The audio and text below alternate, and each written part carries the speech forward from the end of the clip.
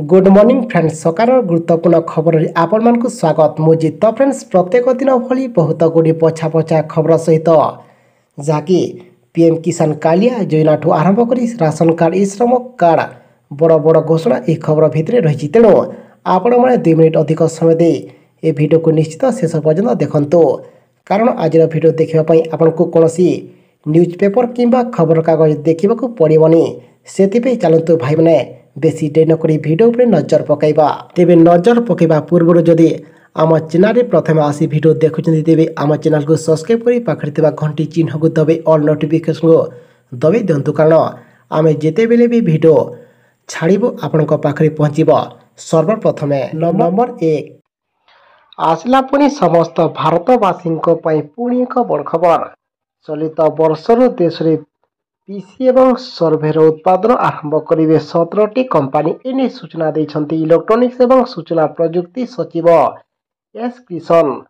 से कहते IT headwork उत्पादन आधारित प्रोत्साहन योजना अनुଯାयी चयन होता पीसी एवं सर्भर निर्माता भितर अधिकांश ही वर्ग में उत्पादन आरंभ करने अनुमान कर समस्त को सूचना 17टी आईटी कंपानी आरंभ करेंगे उत्पादन एवं ता सहित अनेक चाकरी खोजुवा आशायी नियुक्ति सुजोग सृष्टि करिब।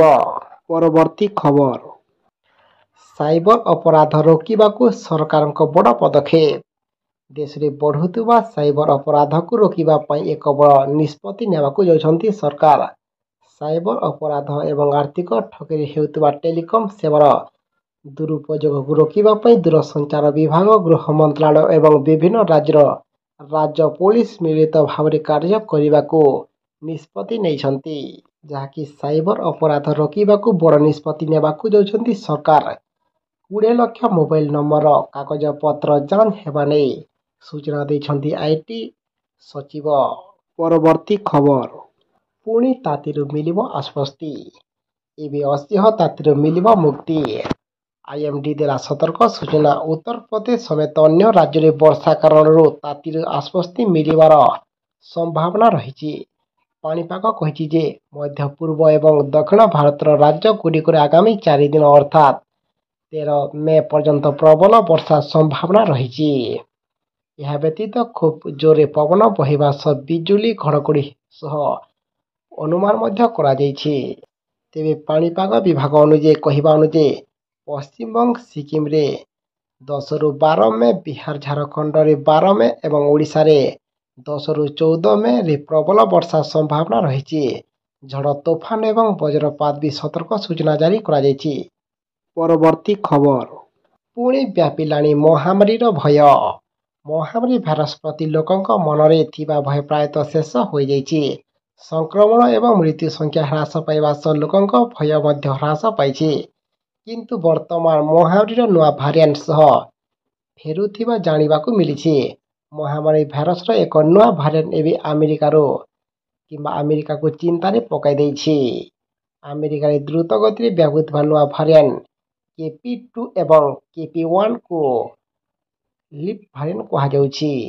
परवर्ती खबर आसला पुणी समस्त +2 छात्र छात्री बहुत बड़ खुशी खबर केंद्र माध्यमिक शिक्षा बोर्ड द्वारा परिचालित 10वीं एवं +2 श्रेणी परीक्षाफल आसंता 20 तारीख पर प्रकाश पाइब एने बोर्ड पक्षर एक वेबसाइट सूचना किंबा वेबइटो सूचना देछि अन्यपटे चलित वर्ष में पारंपरिक भाव फल प्रकाश कर अर्थात मेरिट लिस्ट प्रकाश पाइब नाही यार मुख्य उद्देश्य होछि शिक्षार्थी मध्य स्वास्थ्यकर प्रतियोगितार प्रकोप को ह्रास करने चलित वर्ष सीबीएसई 10वीं श्रेणी परीक्षा फेब्रुआरी 15 रु मे 13 एवं +2 श्रेणी परीक्षा फेब्रुआरी 15 रु एप्रिल 12 पर्यंत चली।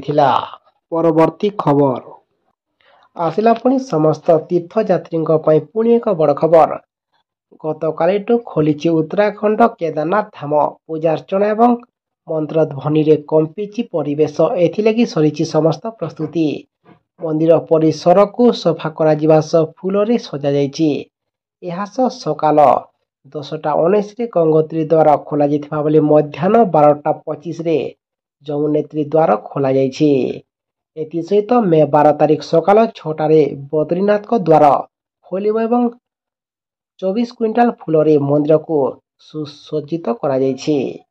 ପରବର୍ତ୍ତୀ ଖବର। ଏଣିକି ଆସନ୍ତା ମାସରେ ଦେଶରେ ଦେଖାଦେବ ବଡ଼ ଧରଣର ଶକ୍ତି ସଙ୍କଟ। ଜୁନ୍ ମାସରେ ଦେଶ ଏକ ବଡ଼ ଧରଣର ବିଜୁଳି ସଙ୍କଟର ସାମ୍ନା କରିପାରେ।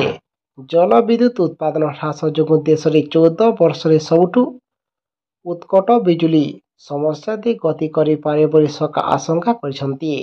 କୌଣସି ଆଉଟଲେ ଯେଭଳି ନ ହୁଏ ସେ ଦିଗରେ ସରକାର ଏବେଠୁ କାର୍ଯ୍ୟପନ୍ଥା ଗ୍ରହଣ କଲେଣି ଏବଂ ୟୁନିଟ୍ର ମେଣ୍ଟେନାନ୍ସ ସାଙ୍ଗକୁ ଅଚଳ ୟୁନିଟ୍ଗୁଡ଼ିକୁ ପୁଣି ଥରେ ଚାଲୁ କରିବାକୁ ଏବେ ଜୋରଦାର ଉଦ୍ୟମ ହେଉଛି। ପରବର୍ତ୍ତୀ ଖବର। ଆସନ୍ତା ଏହି ତାରିଖରେ ଓଡ଼ିଶା ଆସିବେ କଂଗ୍ରେସ ଅଧ୍ୟକ୍ଷ ମଲ୍ଲିକାର୍ଜୁନ ଖଡଗେ। ଆସନ୍ତା 17 ତାରିଖରେ ଓଡ଼ିଶା ଆସିବେ କଂଗ୍ରେସ ଅଧ୍ୟକ୍ଷ ମଲ୍ଲିକାର୍ଜୁନ ଖଡଗେ। ସେହିଦିନ ସେ କନ୍ଧମାଳରେ ଦ୍ୱିତୀୟ ପ୍ରାର୍ଥୀଙ୍କ ପାଇଁ ପ୍ରଚାର କରିବେ, ଯାହାକି ତେଣୁ ଖଡଗେଙ୍କ ଗସ୍ତ ପାଇଁ ଉତ୍ସାହିତ ହୋଇପଡ଼ିଛି କଂଗ୍ରେସ ଶିବିର। କର୍ମୀଙ୍କ ସହ ବରିଷ୍ଠ ନେତୃବୃନ୍ଦ ଘନ ଘନ ଆଲୋଚନା କରୁଛନ୍ତି। କନ୍ଧମାଳରେ ଖଡଗେ ବିଜେଡି ଏବଂ ବିଜେପିକୁ କିଭଳି ଟାର୍ଗେଟ କରିବେ ତାକୁ ନେଇ ସମସ୍ତେ ଉତ୍ସାହିତ ଅଛନ୍ତି। ପରବର୍ତ୍ତୀ ଖବର। ଖୁସି ଖବର ଦେଲେ ସରକାର ଏହି ବର୍ଗଙ୍କୁ ପ୍ରତି ମାସରେ ମିଳିବ 2,500 ଟଙ୍କା। କ୍ଷମତାକୁ ଆସିବା ପରେ ଅନେକ ଜନକଲ୍ୟାଣ ଯୋଜନା କାର୍ଯ୍ୟକାରୀ କରିଛନ୍ତି ମୁଖ୍ୟମନ୍ତ୍ରୀ। ଏହିସବୁ ଯୋଜନା ଭିତରେ ବିଶେଷ କରି ଗରିବ ଲୋକଙ୍କୁ ଫୋକସ କରାଯାଇଛି। ନିର୍ବାଚନ ପୂର୍ବରୁ ଦିଆଯାଇଥିବା ସମସ୍ତ ପ୍ରତିଶ୍ରୁତି ପୂରଣ କରିବେ ବୋଲି କହିଛନ୍ତି ସରକାର। ଏହି କ୍ରମରେ ଗୋଟିଏ ପରେ ଗୋଟିଏ ଯୋଜନା କାର୍ଯ୍ୟକାରୀ କରୁଛନ୍ତି ସରକାର। ନିର୍ବାଚନରେ ଜିତିବା ପରେ ସେ ମହିଳାମାନଙ୍କ ପାଇଁ ମାଗଣା ବସ୍ ସୁବିଧା ଯୋଗାଇ ଦେଉଛନ୍ତି ସରକାର। ସେହିଭଳି ଉତ୍କୃଷ୍ଟ ମାନର ଚିକିତ୍ସା ପାଇଁ ନୂଆ ଯୋଜନା କାର୍ଯ୍ୟକାରୀ କରାଯାଇଛି। ଏହି ଯୋଜନାରେ ଚିକିତ୍ସା ସୀମାକୁ ବୃଦ୍ଧି କରିଛନ୍ତି ସରକାର, ଯାହା ଗରିବ ଲୋକଙ୍କୁ 10 ଲକ୍ଷ ପର୍ଯ୍ୟନ୍ତ ଚିକିତ୍ସା ମାଗଣାରେ ପାଇପାରୁଛନ୍ତି। ଏବଂ ସମ୍ପ୍ରତି ମହାଲକ୍ଷ୍ମୀ ଯୋଜନାର ଏକ ଅଂଶ ଭାବରେ ଗରିବ ପରିବାରକୁ 200 ୟୁନିଟ୍ ମାଗଣା ବିଜୁଳି ଏବଂ 500 ଟଙ୍କା ଗ୍ୟାସ୍ ସିଲିଣ୍ଡର ଦିଆଯାଇଛି।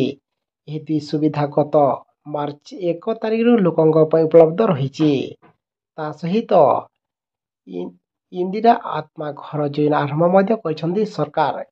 ଇନ୍ଦିରା ଆତ୍ମା ଘର ଯୋଜନା ଅଧୀନରେ ଯୋଗ୍ୟ ଗରିବଙ୍କୁ 5 ଲକ୍ଷ ଦେଉଛନ୍ତି। ବର୍ତ୍ତମାନ ସରକାର ମହାଲକ୍ଷ୍ମୀ ଯୋଜନାରେ ଆଉ ଏକ ସୁବିଧା ଯୋଗାଇ ଦେବାକୁ ଧ୍ୟାନ ଦେଇଛନ୍ତି, ଯାହାକି ସମସ୍ତ ମହିଳା ପରିବାରକୁ କିମ୍ବା ସମସ୍ତ ଏହି ବର୍ଗର କିମ୍ବା ସମସ୍ତ ମହିଳାଙ୍କୁ ପ୍ରତି ମାସକୁ 2,500 ଟଙ୍କା ଦେବା ପାଇଁ ସରକାର ଏବେ ବିଚାର କରୁଛନ୍ତି। ପରବର୍ତ୍ତୀ ଖବର।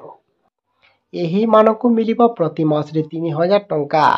ଗରିବଙ୍କ କଲ୍ୟାଣ ପାଇଁ ବିଭିନ୍ନ ପ୍ରକାର ଯୋଜନା ଆରମ୍ଭ କରିଛନ୍ତି ସରକାର। ଏହି ତାଲିକାରେ ପ୍ରଧାନମନ୍ତ୍ରୀ କିଷାନ ଯୋଜନା, କିଷାନ ସମୃଦ୍ଧି କେନ୍ଦ୍ର, କିଷାନ କ୍ରେଡିଟ୍ କାର୍ଡ ଏବଂ ପ୍ରଧାନମନ୍ତ୍ରୀ କୃଷି ସିଞ୍ଚାନ ଯୋଜନା ସାମିଲ ଅଛି। ଏହିସବୁ କୃଷି ଯୋଜନା ମାଧ୍ୟମରେ ବିହନ ଠାରୁ ଆରମ୍ଭ କରି ଚାଷୀଙ୍କୁ ଅନ୍ୟାନ୍ୟ ଋଣ ମଧ୍ୟ ପ୍ରଦାନ କରାଯାଉଛି। ତେବେ କିଷାନ କିମ୍ବା ପିଏମ୍ କିଷାନ ଯୋଜନାର ମାଧ୍ୟମରେ ଚାଷୀଙ୍କୁ ବର୍ଷକୁ 2,000 ଟଙ୍କା ଯୋଗାଇ ଦିଆଯାଉଛି ଏବଂ ପ୍ରତି 3 ମାସରେ ଏହି ଟଙ୍କା ଚାଷୀଙ୍କ ଆକାଉଣ୍ଟକୁ ପଠାଯାଉଛି। କିନ୍ତୁ ଏଥିରେ ପୁଣି ଯଥା ଶୀଘ୍ର 17ତମ କିସ୍ତି ଆସିବାର ସମ୍ଭାବନା ରହୁଛି, କାହିଁକି ନା ଆଗକୁ ଆସୁଛି ବଡ଼ ନିର୍ବାଚନ ଏବଂ ଏହିଭଳି ଭାବରେ ସରକାର ଏବେ କିଷାନ ମାନଧନ ଯୋଜନା ଆରମ୍ଭ କରିଛନ୍ତି। ଫଳରେ ପରିଣତ ବୟସରେ ଚାଷୀ ଘରେ ଟଙ୍କା ପାଇପାରିବେ। ଏଥିରେ 18 ରୁ 40 ବର୍ଷ ଭିତରେ ଯେକୌଣସି ବ୍ୟକ୍ତି କିମ୍ବା ମହିଳା ଏଥିରେ ଆବେଦନ କରିପାରିବେ ଏବଂ ସେମାନଙ୍କୁ 60 ବର୍ଷ ହେଲା ପରେ ଆପଣଙ୍କୁ ଟଙ୍କା ସଞ୍ଚୟ ହିସାବରେ ଆପଣଙ୍କୁ 60 ବର୍ଷ ହେଲା ପରେ ଆପଣଙ୍କୁ ପେନସନ ଆକାରରେ 1,000 ଟଙ୍କାରୁ 5,000 ଟଙ୍କା ପର୍ଯ୍ୟନ୍ତ ପେନସନ ଆକାରରେ ଆପଣଙ୍କୁ ମିଳିପାରିବ। ପରବର୍ତ୍ତୀ ଖବର। ପୁଣି ନବୀନ ନେଲେ ବଡ଼ ନିଷ୍ପତ୍ତି। ବିଜେଡି ଜାରି କଲା ନିର୍ବାଚନୀ ଇସ୍ତାହାର। 100 ୟୁନିଟ୍ ଯାଏଁ ମିଳିବ ମାଗଣା ବିଜୁଳି। ପୁଣି ବିଜେଡି ସରକାର ଆସିଲେ ଲୋକ ପାଇବେ ବିଜୁଳି ଦେୟରୁ ମୁକ୍ତି। ଯୁବ ଶକ୍ତି ପାଇଁ ଆସିବ ସ୍ୱତନ୍ତ୍ର ବଜେଟ୍। ସୃଷ୍ଟି ହେବ 2 ଲକ୍ଷ ସରକାରୀ ଚାକିରି। ମିଶନ ଶକ୍ତି ମହିଳାଙ୍କ ପାଇଁ ମଧ୍ୟ ବଡ଼ ଘୋଷଣା କରାଯାଇଛି। ବିନା ସୁଧରେ 15 ଲକ୍ଷ ଟଙ୍କା ଯାଏଁ ମିଳିବ ଋଣ। ଏବଂ ସେହିପରି ଯୁବବର୍ଗଙ୍କ ପାଇଁ ମଧ୍ୟ ଖୁସି ଖବର ରହିଛି। ଦଳ ଜାରି କରିଥିବା ନିର୍ବାଚନୀ ଇସ୍ତାହାରରେ ଯୁବବର୍ଗଙ୍କ ପାଇଁ ବଡ଼ ଘୋଷଣା କରାଯାଇଛି। ଯୁବ ଶକ୍ତି ପାଇଁ ଆସିବ ସ୍ୱତନ୍ତ୍ର ବଜେଟ୍। ଏଥିପାଇଁ ଖର୍ଚ୍ଚ ହେବ 1,00,000 କୋଟି ଟଙ୍କା। ଆଗାମୀ 10 ବର୍ଷ ପାଇଁ ଏହି ବଜେଟ୍ ହେବ।